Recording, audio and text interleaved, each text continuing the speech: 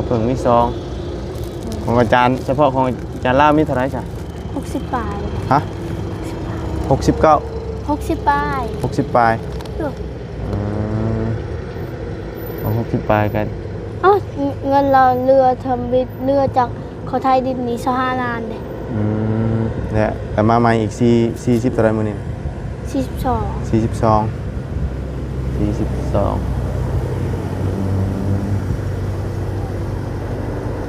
มีแต่ว่าถามว่าเรากลับมารอบนี้กับกะเกียมสร้างใหม่มาเลยได้เนาะ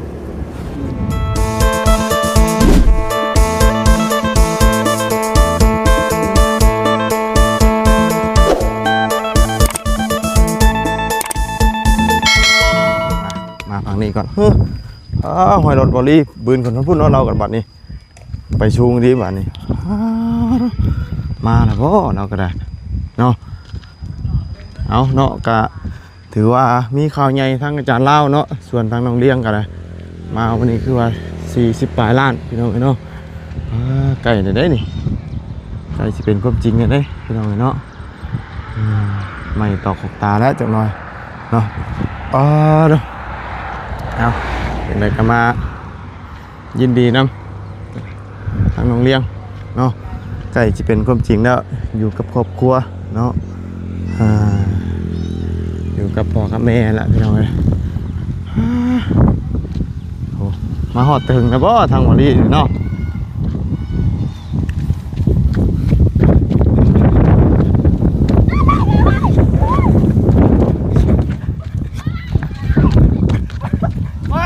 สู้กันสิแค่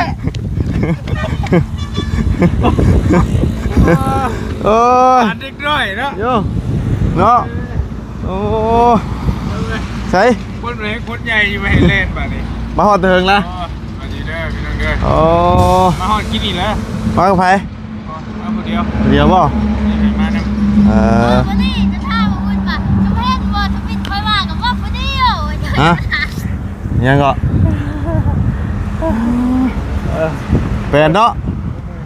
มาคักกิลีคักวะคักกิลีคอยมามุมสูงใช่ไหมข่อยมันเห็นเบ้างเลยนี่แต่ว่ามันก็เสียงล้มมาแล้วมีแต่ฟังเสาเนี่ยนะถ้าว่าเพื่อนดินนะโบย่านเห็นดินแต่เพื่อนไม่แล้วยังบอกมีลากันอยู่เสียวอยู่เสียวพอสมควรอยู่แต่ก็ฟังเอาอะไรเนาะฟังได้อยู่ฟังเอาให้ทานมัน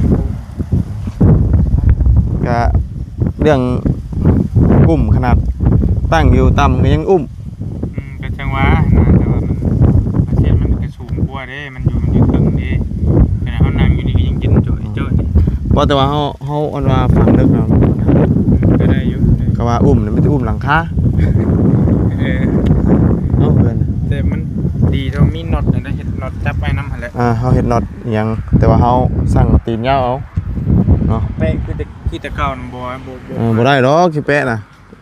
คือเขาวางแผนไว้แล้วว่าบ่ได้เอาไปแปะได้ยินมาน้องเรามี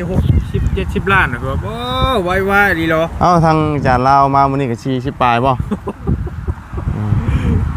เล็กคือเลยเพออาจจะเบิดลังนะได้ยินเนาะอาจจะเมาหมดเลยให้บอกนะมาตะกี้ให้ยังวะแต่มารอบที่แรกให้มาวันนี้บ่ให้แล้วยิ้มแล้วบัดนี้ยิ้มไปเปื่อยแล้วบัดนี้น้อยยังบริเมือบ่ยังใครเนี่ยเสียยังมีหมูในข่อยว่าหมูชงมาเมื่อแล้วบ่เมื่อยังเฮิงเติบอยู่ดอกเบาอาจารย์ลาวกับบ่าวบุญชลวันเมื่อมื้อนี้เนาะยังบ่ได้เมื่อดอกเนี่ยเบิ่งกันนี่แหละพี่น้องเอ้ยเนาะมาจักมื้อคิดว่าบ่ไหวกะชะไผจะอันสิเปลี่ยนเอาแม่ไปมาแล้วเด้บ่เตียงมาแล้วมาคืนนี้ก็เลยขึ้นมาทางนี้เนาะเปลี่ยนกันถ้าว่าคนนึงไปคนนึงอยู่มันจะไปเบิดบ่ได้เนาะยากเลยเนาะคักอยู่คำว่าคือเฮือนดินน่ะคักเลยแต่ว่าไม่ก็ได้อยู่แต่ว่าบ่พื้นบ้านน่ะนะมันอยู่สูงเนาะอยู่สูงแต่ว่าดินสิงามกว่า แม่นถ้าเป็นไปได้นะดินสิงาม แบบเพื่อนจริงๆนะแบบว่ามันสิแบบคุ้มอยู่นะครับ ได้แปลนแล้วเราทางมันนี่เนาะ ไม่ยากแล้วก็เอาโคขึ้นเอาหมดเลย มีเงินมีคำกับบ่ยากเนาะ แม่นเขาก็เอาเฮือนใหม่ทั้งทั้งลุมเป็นดินได้ล่ะ ทั้งลุมเป็นดินทั้งเทิงเป็นไม้สิเด้ก็เอาได้คือกันบ่มีปัญหา โอ้มันก็บ่อันนั้นปานนั้นดอกเฮายึดฐานมันแน่นเนาะสบายดีล่ะสบายดีค่ำแล้วพี่น้องเอ้ย 6:00 นแล้วเนาะแดดยังนั่นเฉยอยู่ยามนี่มันนานอันนั้นเด้พี่น้องเอ้ยมันนานมืดนานมืดแจ้งไวบ่นานมืดนี่ โอ้โหเลยข่อยบ่จักเรื่องเจ๊ง แจ้งช้าขอละ นานมืดแจ้งไวติ แจ้งไว้ แม่นบ่ เจ๊งไว้ แม่นบ่ นานมืดแจ้งไว แม่น แม่นเด้ มือซาเลย บ่เขามืดซ่านานแจ้ง เอาเวลามันอันนั้นกันเด้เนาะนานมืด มืดไวเลย ฮะ มืดไวเลย มืดไว นานแจ้ง นั่นจ้า เอาแม่นเหรอวะ นานมืดเลย นานมืด นานมืดกับอันนั้นแจ้งไว้เลย อ่า นาน ชั่วโมงให้สัญญาณปิดๆนี่น่ะ อยู่นี่ก็ได้อยู่ติเนาะมันสูงอยู่เนาะ ได้บ่ ได้อยู่นี่สูงอยู่นี่นะสัญญาณแตกโคบนี่ ได้ครับ ได้อยู่สัญญาณอยู่นี่แปลนบ่ได้เนาะทางมันนี่เนาะ ดู แปลนบ่แล้วพี่น้องเอ้ยพวกเนาะโอ้ตัดบ่ได้เนาะถือว่า มีทางอาจารย์ลาวเนาะมาแจ้งเพิ่มอีกเนาะมื้อนี้เนาะ ดู เรากลับมาเราก็มาแจ้งได้นี่ ไม่บอก เอ้าบ่ฮู้นะคือไปชื่อๆนะ นะว่าหูแล้ว บ่ได้ฮู้ก็เว้าไปซื่อๆ นะว่าชื่อนะ ก็ ว่า ว่า หู ก็ว่ามีแต่ทางอาจารย์ลาวนะบ่แม่นบ่เดี๋ยวนี้น่ะเนาะทางอาจารย์ลาวนี่มือที่ว่านักนะพี่น้องเนาะที่ว่าเพิ่นฝากมาเด้อเป็นหัวใหญ่โลดหั่นนะเนาะ สำหรับมาเด้อ ไปแล้วบ่ ได้ไปนี่กันแป๊บนึง ได้อยู่นี่กะ ฮะ ได้อยู่ โอ้เฮงนะ อืม เฮงบ่ ก็ได้อยู่เนาะโดยเพื่อจะมาข่อยก็มื้อแล้วมันสิมืดได้อีกหน่อยนี่เนาะหาก7:00 นนี่ก็ยังบ่ทันได้มืดปานใดนี่ตอนนี้หากะ6:00 นปลายเนาะแต่ว่ายังแดดเฉยอันเรารวมยอดแล้วบ่ว่าอันประมาณ70 ล้านน่ะ รวมทั้งของมาบุญแล้วก็ของมาป้อง ของมาเพิ่งมีเท่าไหร่ 2 ล้าน ของมาเพิ่งมี2ของอาจารย์เฉพาะของอาจารย์ลาวมีเท่าไหร่จ้ะ 60 ปลาย ฮะ69 60 ปลาย 60ปลาย ดู เอา60ปลายกัน เงินเราเรือทำบิดเรือจากเขาไทยดินนี้25 ล้านเลย เนี่ยแต่มาใหม่อีก40เท่าไหร่มื้อนี้ 42 42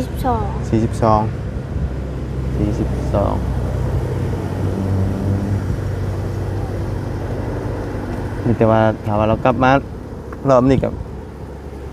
กะเกียมสั่งใหม่มาเลยได้เนาะสั่งใหม่สั่งตอกมาใหม่เลยหรือว่าจังไดพี่น้องเนาะเพราะว่าใหม่มานี่ก็ต้องเอาขึ้นมาเทิงเลยเนาะรถบืนขึ้นได้อยู่บ่นี่ขึ้นมาเทิงขึ้นได้แล้วมีแต่ว่าฟังดึกเอาได้พี่น้องตีนเสาแบบว่าเฮาสั่งเอาแบบรุ่นยาวเอาเลยเนาะคำคืองบเฮาหลายยังว่าใส่เป็นเสาดินคืออันเจียงหรือว่าเสาต่อนะเสาต่อแต่ก็คือว่าเนี่ยมันก็สิใช้งบหลายไปอีกค่าสร้างก็สิเพิ่มไปอีกเนาะเฮ็ดจำกันบ่เพิ่นแต่งจะดี เลย จำกันเลยเนาะ เลย สำคัญช่วงเดียวกัน แต่ว่าเพื่อนเจ้านี่สิสูงกว่าหมู่เนมไปใส่ก็สิเห็นเบิดเนาะเว้าง่ายเขาไปนั่งถ่ายแถวนี้ก็เนมเห็นเบิดนี่เนาะนั่งถ่ายแถวนี้ก็เนมเห็นเลยเจ้าอยู่สูงเด้ จะต้องถ่ายป่ะ เอ้าคือสิได้ตั้งแต่คือจริงๆนี่เรามีของน้ำเราเล่นไปถ่ายเจ้าก็เนมเห็นเด้เราอยู่สูงเด้ เนาะอยู่สูงกว่าหมู่สูงแบบนี้มันก็คักแล้วได้อ แต่ ยู่ มันบ่คักยันลมนะเฮาย่านยามฝนตกอีหยังโอ้ลมแห้งนะโอ้เฮาย่านทางก็มืนเนาะ มันก็มีอยู่ส่วนอยู่ตัวนี้ก็ได้ตัวลมตัวอันนี้นะเนาะครับแต่ว่าขนาดคำว่าฮอดยามมันลมมันดีกะแต่เฮือนตั้งอยู่ต่ำๆอยู่มันก็ยังเอาไปนะเฮือนต่ำกะส่วนลายนี่มันสิอุ้มเป็นเอาหลังคามันไปมันสิเปิดไปเลยเนาะส่วนลายอันอุ้มบนเฮือนบนหลังมันสิบ่ค่อยมีเนาะมีแต่เอาหลังคาไปเอาทึ่งๆนะมันสิหักไปหมดเลยเปิดติวไปหมดเลยเนาะก็ยังมีอยู่บ้านก็ได้ลายอยู่คำลมมาแห้งขนาดเพื่อนติดๆกันนะเนาะเอานี่ก็เบิ่งกันแหละพี่น้องเนาะมันเป็นยังไงวันนั้นก็ฟังเสาลึกๆเอาเนาะคือว่าใกล้สิเป็นความจริงแล้วเนาะมีงบมา70 ปลายล้านแล้วพี่น้องตอนนี้เนาะนำมาบุญ6 ล้านพี่น้องเนาะดีมุกดีใจน้ำทางโรงเรียนเพิ่นคือว่าใกล้จะได้คือมึงครูแล้วบาทนี่เนาะได้เบิดนี่ก็เป็นสำเร็จนี่ก็จะเป็นหลังที่3เนาะที่ว่าสิสำเร็จเลยพี่น้องว่าแล้วเลยนะเนาะส่วนหลังนั้นตั้งใจที่ค่านี่มันโดนอันนี้พี่น้องเพื่อสิสำเร็จเนาะมันใส่งบหลายอันนี้นะเนาะ5-6 แสนบาทพวกนี้ตัวนี้นะอุปกรณ์ที่พี่แพงๆอยู่เนาะค่าสร้างก็แพงอีกขนาดตั้งเสาเทคานสิเป็นยัง20 ล้านเลยพี่น้องเนาะถือว่าแพงอยู่หนักอยู่แต่ของแพงๆเนาะวัตถุสิ่งของอุปกรณ์แพงเบิดเนาะแล้วบัดแรกก็ทางบ่ได้นี่บัดนึงกันแต่ว่าบ่อยากทางก็ได้เนาะมันจังบังลมสิได้หาต้นไม้แล้วมาปลูกใส่ต้นไม้ปลูกใส่แต่ว่าปลูกเป็นต้นของกินนะ เด้อ เนาะต้นไม้ต้นของกินปลูกผักบัวผักเมียงโอ้กินนี่งามนี่นะเนาะแต่ว่าส่วนหลายคือบ่เห็นปลูกผักบัวผักหอมบ่ฮะบ่ค่อยปลูกเนาะผักบัวผักหอม ปลูกแล้วมันก็ตาย นี่ปลูกอันนี้ได้กินได้นี่ได้กินงามแถวนี้เพราะว่าอีกอย่างไก่ก็บ่ได้มีเด้จะบ่ได้มีไก่สบายอยู่แล้วปลูกแถวนี้เนาะน้ำก็ต่อมาอันมันไหลมาเด้ต่อสายยางมาเลยหมดได้ตลอดแถวนี้เนาะนี่ต้นกล้วยอยู่ใกล้นี่จะเอาหัวผักบัวแล้วมาเสียบใส่ปักใส่กินได้เลยเอาตะเวนเริ่มตกกันแล้วบาดตะเวนเริ่มตกมันเริ่มซึมเข้าแล้วเด้ เนาะบ่ยังมันตกเลย นี่กำลังเนาะ ป้าตาค่อยเลื่อมเลย เรื่องบ่ แนมเห็น พอเจ้าเฝ้างานคือเก่า เลย อันนี้ยังดีเพิ่นกรีดคลองให้จับเจือเนาะคลองน้ำเนาะ เลย ความไหลลงมามันสิไหลลงพุ่นเลยมันก็สิภูเขาทางนี้ก็ลงนี่เลย เนาะ คือคลองแต่สูงอยู่เนาะสำหรับดินเดี๋ยวมันเลือกบ่ได้หรอกมันต้องบ่นี่อยู่แล้วเนาะถ้าสิต่ำกว่านี้ก็บ่ได้มันมีหลายประเด็นคือสายอันนี้อีกนี่สายอันเพิ่นฝังดินไว้อีกแต่ก็โอ้ยเอาลงลึกกว่านี้ก็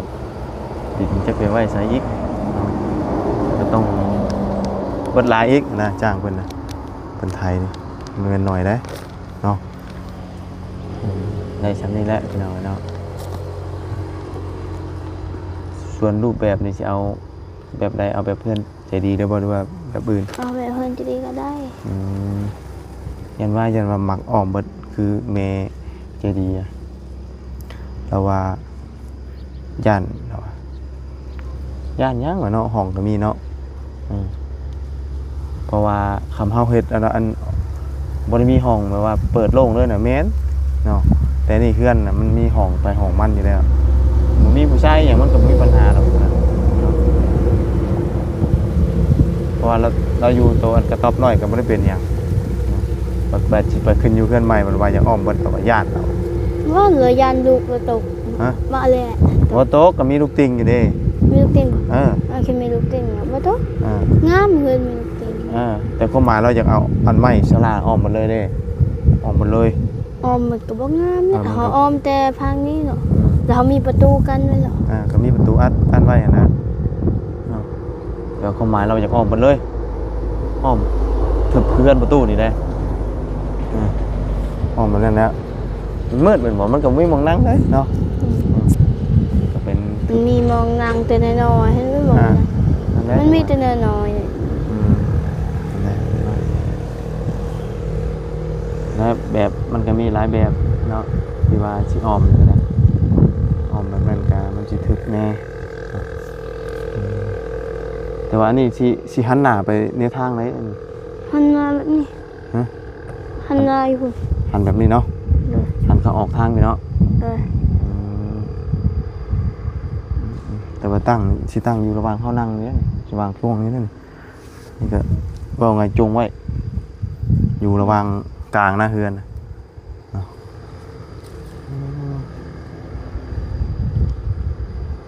อยู่ภูเขาสี่คำคืออันเพิ่นเฮ็ดอันว่าอันเฮือนกอแบบมีห้องใต้ดินน้ำคักๆเลยเฮ็ดอันว่าอันประตูลงพุ่นเลยน่ะขุดไปได้คือออกพุ่นเลยเอาขุดลงแบบว่าเอารถจกขุดเลย ห้องใต้ดินเด้คักได้นี่เนาะมันเชือนสูงสินะมีห้องใต้ดินนำมันนะเย็นจ่อยแน่นอนนี่ แล้วดินทบเฮา บ่ถม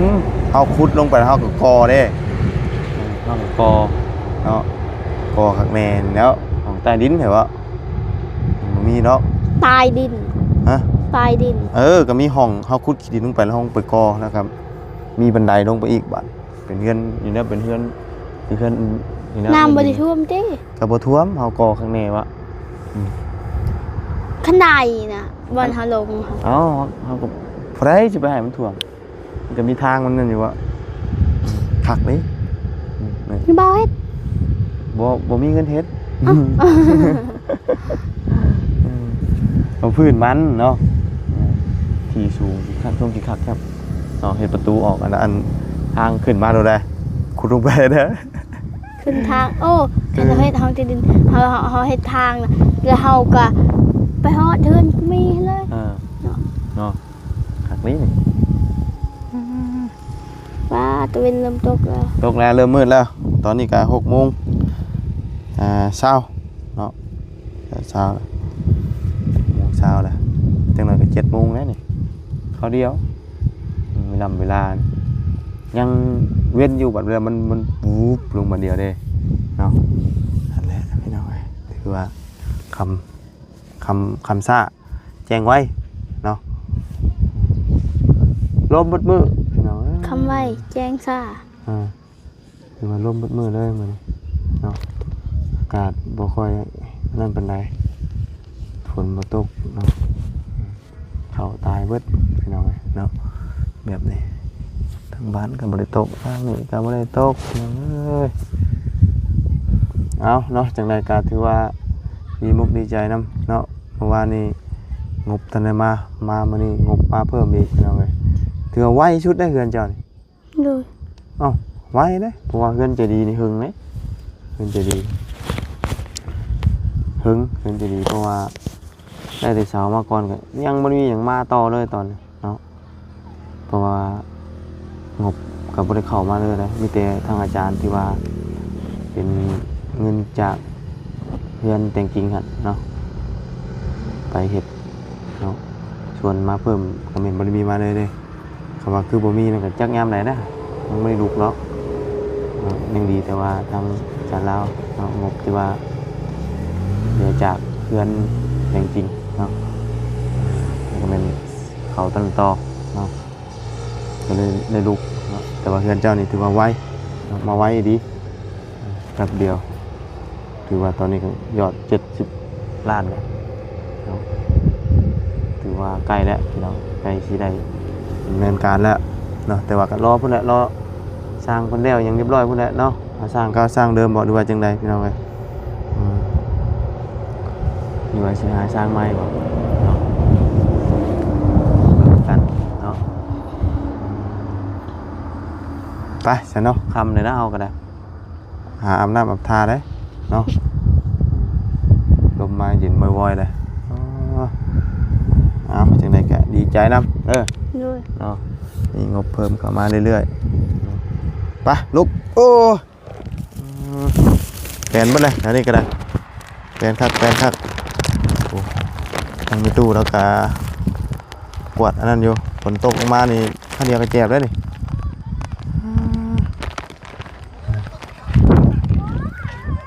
โอ้มืดเลยพี่น้องเอ้ยต่อแถวนี้ขี้เล็กดันไปเลยเนาะโอ้สูงจังไรขี้เล็กพักขี้เล็กปงแกงแซ่บเนาะใส่เอาไม้เบามาก่อนลืมไม้เนาะ อันนี้ก็ว่าเห็ดฟื้นนี่ครับคนเห็ดทานเผาทานคักๆเลยไหมขี้เล็กเนาะบืนขึ้นนี่เนาะรถอีเตนมาส่งไม้บืนปุ่นปั้นเลยนี่เริ่มมืดเลยได้เอาบล็อกนี่เป็นสั่งมาเพิ่มเห็ดยังนี่นะบูยันเพิ่นสิเพิ่นสิก็อันนั้นบ่บ่ป้าบ่ก็อยู่พี่พูดญี่ปุ่นพูดญี่ปุ่นแต่เขามาจอดเห็ดใส่วันนี้อ๋อคือบ่ลงพุ่นค่ะเขาบ่ฮู้เขาบ่ฮู้ได้เอาปูนคือป้ามันนี่ฉันบ่ยันฝนเปียกบ่ย่านอยู่แต่เขาปากเด้อันนี้สิไว้เฮ็ดบ่ปลาบ่โตเลยดินมันดันเขาจนว่าเดือเนาะนี่มันแพร่ฮะมันเพป่ะรถตามรถตามคานแต่ก็ได้อยู่แล้วเนาะมันไม่ได้เสามันไม่ได้คดเด้เนาะเสามันยังอยู่ก็ได้แล้วเพราะว่าเพิ่นดันเข้ามามันมีคานมันนั่นอยู่แล้วตามจริงมันต้องบ่มีคานครับดันมาแต่ว่าบ่ฮู้ว่าตามข้างนี้แต่ว่าข้างนี้คือตามข้างนี้เนาะไปซะพี่น้องเนาะสำหรับคลิปนี้ก็นำลาเลยเด้อพบเจอกันใหม่พี่น้องเนาะอากาศเย็นๆมาแล้วไปแล้วพี่น้องสบายดี